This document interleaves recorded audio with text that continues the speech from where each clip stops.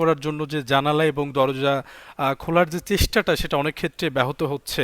এরই মধ্যে সবচেয়ে বড় দুঃসংবাদ হয়ে দাঁড়িয়েছে দর্শক, বৃষ্টি হচ্ছে, বৃষ্টি হওয়ার কারণে আসলে উদ্ধার অভিযান অনেকটাই ব্যাহত হচ্ছে। বৃষ্টি ও ঝোড়ো বাতাসের কারণে উদ্ধার অভিযান ব্যাহত হলেও এগুলোকে উপেক্ষা করেই কিন্তু ডুবুরি দল এবং ফায়ার সার্ভিসের যে দল আছে তারা উদ্ধার অভিযান পরিচালনা করছে।